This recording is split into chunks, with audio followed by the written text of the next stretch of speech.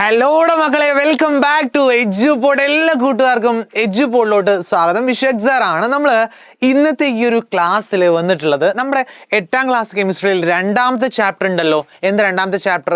Yes, പദാർത്ഥങ്ങളിലെ അടിസ്ഥാന ഘടകങ്ങൾ അല്ലെങ്കിൽ ബേസിക് കോൺസ്റ്റിറ്റ്യൂയൻസ് ഓഫ് മാറ്റർ അല്ലേ.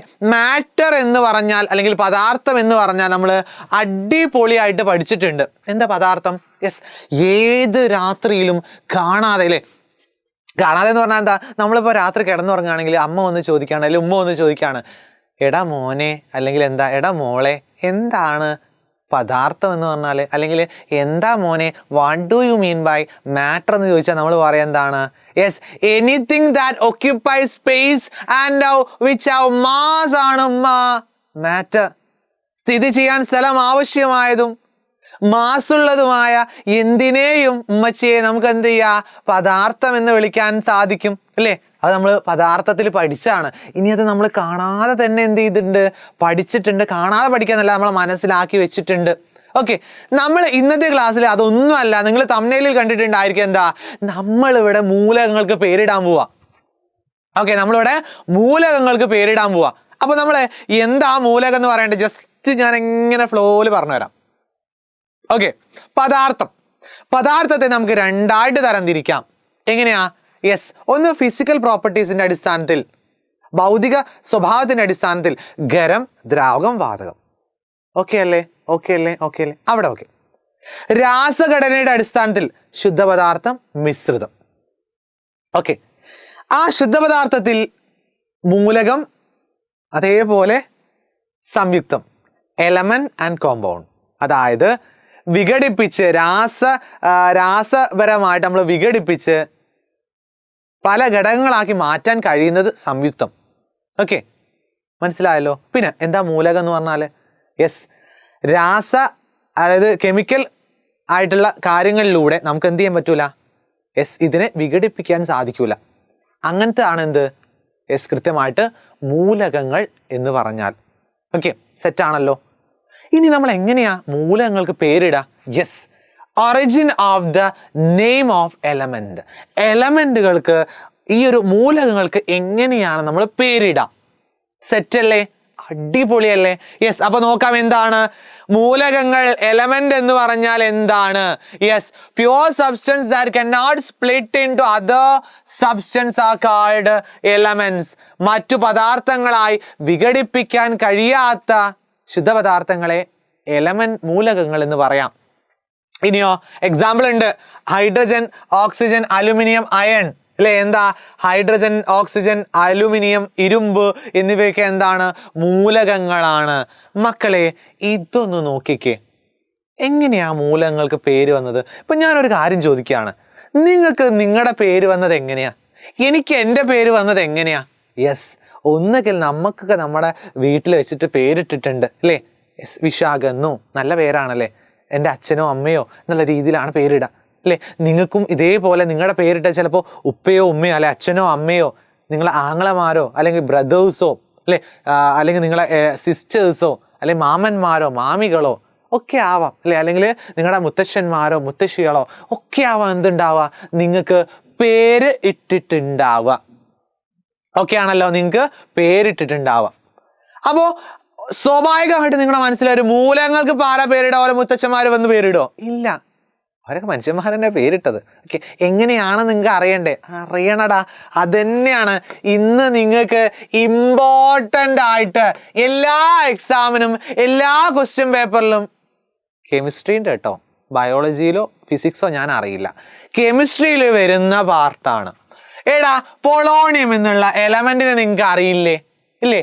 അപ്പൊ പൊളോണിയം എന്ന് കേൾക്കുന്ന സമയത്ത് തിളക്കണം. പൊളോണിയം എന്ന് കേൾക്കുന്ന സമയത്ത് ഇല്ലേ എന്താ?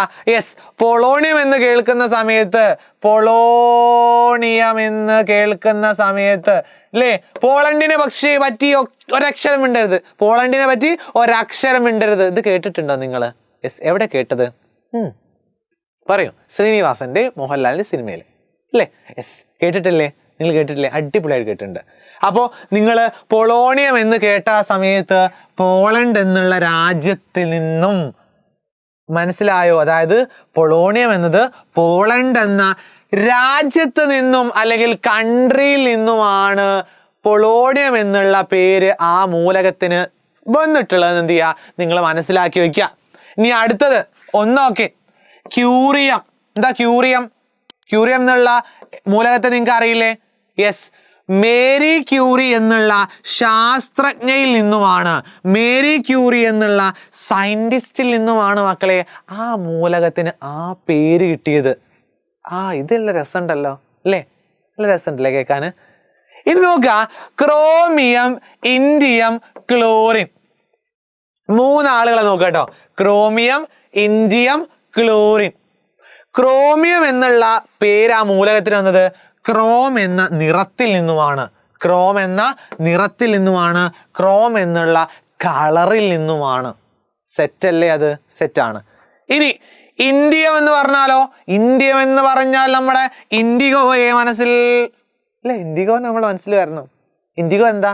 നിറ. ഇൻഡിഗോ എന്താ? കളറാ. സെറ്റല്ലടാ? കളറായില്ലേ? ഇനി ക്ലോറിൻ.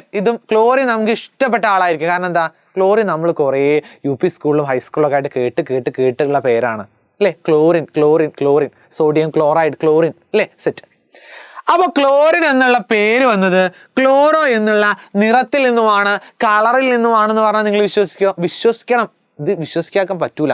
സെറ്റാണ്. ഇനി അടുത്ത ആളാണ് നെപ്റ്റ്യൂണിയം. നെപ്റ്റ്യൂണിയം അപ്പൊ നിറമല്ല, രാജ്യമല്ല. എന്താ? നെപ്റ്റ്യൂൺ എന്നുള്ള ഒരു ഗ്രഹത്തെ കേട്ടിട്ടുണ്ടോ? ഓക്കെ, നെപ്റ്റ്യൂൺ എന്നുള്ള ഒരു പ്ലാനറ്റിനെ കേട്ടിട്ടുണ്ടോ? ഉണ്ട്. നിങ്ങൾ പറയും അല്ലേ? അപ്പോൾ നെപ്റ്റ്യൂണിയം എന്നുള്ള പേര് വന്നത് എവിടെ നിന്നാണ്? നെപ്റ്റ്യൂൺ എന്നുള്ള പ്ലാനറ്റിൽ നിന്നുമാണ്. നെപ്റ്റ്യൂൺ എന്നുള്ള ഗ്രഹത്തിൽ നിന്നുമാണ്. അടുത്തത് നോക്കണ്ട കേട്ടോ. അടുത്തത് യൂറോപ്പിയം. Europium, Europe. യൂറോപ്പ് എന്താ? കോണ്ടിനെന്റ് ആണ്, ഭൂഖണ്ഡമാണ്. സെറ്റല്ലേ? സെറ്റാണ്. അപ്പം ഈ മക്കളെ ഞാൻ കുറച്ചുകൂടി കാര്യങ്ങൾ പറയാം. നമ്മൾ രാജ്യത്ത് നിന്നും കൺട്രിയിൽ നിന്നും എന്ത് ചെയ്തിട്ടുണ്ട്? ചില എലമെന്റുകൾക്ക്, ചില മൂലകങ്ങൾക്ക് പേര് വന്നിട്ടുണ്ട് അല്ലേ? ശാസ്ത്രജ്ഞ, സയന്റിസ്റ്റിൽ നിന്നും പേര് വന്നിട്ടുണ്ട്. ഭൂഖണ്ഡങ്ങളിൽ നിന്നും പേര് വന്നിട്ടുണ്ട്, കോണ്ടിനെന്റ്. ദെൻ പ്ലാനറ്റ്, ഗ്രഹങ്ങളിൽ നിന്നും പേര് വന്നിട്ടുണ്ട്. അപ്പൊ ഇങ്ങനെ വ്യത്യസ്തമായ രീതിയിലാണ് എന്ത് ചെയ്തത്? ഓരോ മൂലകത്തിനും എലമെന്റിനും പേര് വന്നിട്ടുള്ളത്. ഇനി നോക്കുക, ഞാൻ പറയുന്ന സമയത്ത് നിങ്ങളുടെ മനസ്സിലേക്ക് വരണം കേട്ടോ. അമേരിഷ്യം. അമേരിഷ്യം, അമേരിഷ്യം.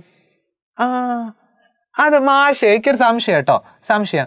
അത് അമേരിക്ക ആണോ മാഷേ? അല്ലേ? അമേരിക്ക ആണോ മാഷേ? സെറ്റല്ലേ? സെറ്റല്ലേടാ? സെറ്റല്ലേ? സെറ്റാണ്. അപ്പൊ നോക്ക, ഇത് നിങ്ങൾ പഠിച്ചാൽ മക്കളെ നിങ്ങൾ സെറ്റാടാ. നിങ്ങൾക്ക് എക്സാമിന് അവിടെ നിന്ന് വരുന്ന ഒരൊറ്റ മാർക്കും നിങ്ങൾക്ക് പോവില്ല. ഷുവറ, സാറിന്റെ ഷുവറ. ഓക്കെ, പൊളോണിയം നമ്മൾ പറഞ്ഞു, പോളണ്ട് എന്നുള്ള കൺട്രി. പൊളോണിയം, പോളണ്ട് എന്നുള്ള രാജ്യം. സെറ്റാണ്. ഇനി അമേരിഷ്യം സെറ്റാണ്. അമേരിഷ്യം എന്താ? അമേരിക്ക എന്നുള്ള രാജ്യം, അമേരിക്ക എന്നുള്ള കൺട്രി. ഫ്രാൻസിയം എന്താ? ഫ്രാൻസ് എന്നുള്ള രാജ്യം. ഓക്കെ, ഫ്രാൻസ് എന്നുള്ള രാജ്യത്തു നിന്നുമാണ് ഫ്രാൻസ്യത്തിന് പേര് വന്നത്. ക്യൂറിയം, ക്യൂറിയം എന്താ? മേരി ക്യൂറി എന്നുള്ള ശാസ്ത്രജ്ഞ, മേരി ക്യൂറി എന്നുള്ള സയന്റിസ്റ്റ്. സെറ്റല്ലേ? അത് ഒക്കെ നമുക്ക് സെറ്റാക്കി വെക്കാം.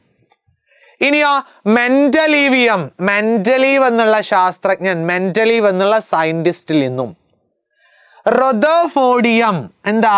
റുദർഫോർഡ് എന്നുള്ള സയന്റിസ്റ്റ് അല്ലെ റുദർഫോർഡ് എന്നുള്ള ശാസ്ത്രജ്ഞനിൽ നിന്നുമാണ്. ഇനി യൂറോപ്യൻ പറഞ്ഞ യൂറോപ്പ് എന്നുള്ള ഭൂഖണ്ഡം അല്ലെങ്കിൽ കോണ്ടിനെന്റ്. നെപ്റ്റ്യൂണിയം നമ്മൾ പറഞ്ഞു, നെപ്റ്റ്യൂൺ എന്നുള്ള പ്ലാനറ്റ്. ടൈറ്റാനിയം നമ്മൾ പറഞ്ഞിട്ടില്ല. ടൈറ്റാനിയം എന്താണ്? ടൈറ്റാൻ എന്നുള്ള ഉപഗ്രഹത്തെ പറ്റി കേട്ടിട്ടുണ്ടോ? ഉണ്ട്. അങ്ങനെ അവിടെ നിന്നുമാണ് എന്തത്? ടൈറ്റാനിയം എന്നുള്ള പേര് വന്നത്. അതേപോലെ ഇൻഡിയം കളറിൽ നിന്നുമാണ്, ക്ലോറിൻ കളറിൽ നിന്നുമാണ്. ഇത്രയും കാര്യങ്ങൾ നിങ്ങൾ പഠിച്ചാൽ സെറ്റപ്പായി. ഓക്കെ, സെറ്റപ്പായി. അപ്പൊ ഇനി പേരിടാനുള്ള കാര്യങ്ങളൊക്കെ നിങ്ങൾ മനസ്സിലാക്കിയല്ലോ, പേരിട്ടല്ലോ. സോ മക്കളെ, ഇതാണ് നമ്മളെ ക്ലാസ്. പെട്ടെന്ന് നമ്മൾ കംപ്ലീറ്റ് ചെയ്യാണ്. So see you then, bye. ഇനി നിങ്ങൾ പേരിടണം ഓരോ മൂലകത്തിനും. See you then, bye. Tata.